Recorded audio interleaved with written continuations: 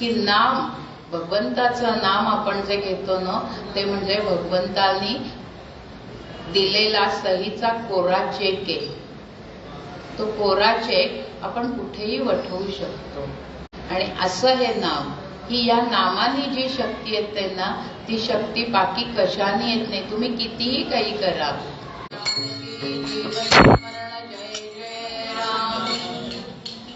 अहो त्या भाबड्या भक्तासाठी भगवंत शेला विणायला तयार झाला.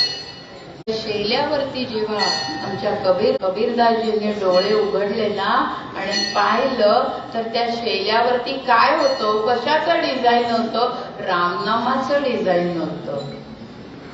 हे रामनाम कसं लिहिलं गेलं तर ती जी शक्ती होती भगवंताची त्यांच्या मागे उभी, त्या शक्तीने तो शेलाही पूर्ण झाला आणि रामनामही पूर्ण झालं.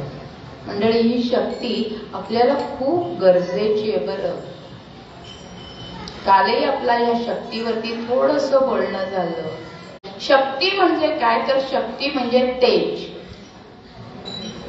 ते तेज जोपर्यंत आपल्यामध्ये आहे ना तोपर्यंत आपण आहोत.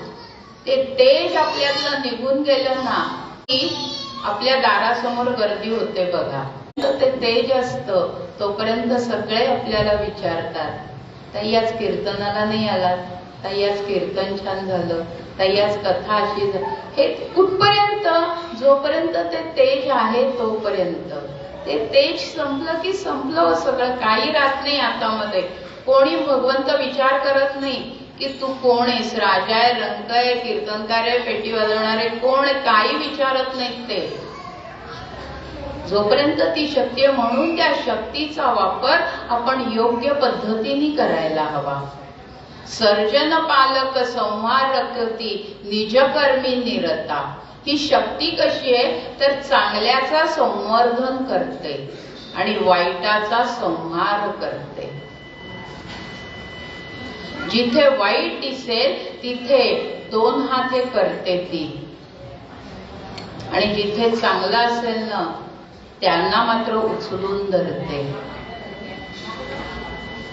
आणि अशी ही शक्ती शेवटी ते सांगतायत, अनंत रूपे घेऊन आलो तारा या भक्ता. ही शक्ती कशी येते ती अनेक रूपांनी आपल्या समोर येत असते.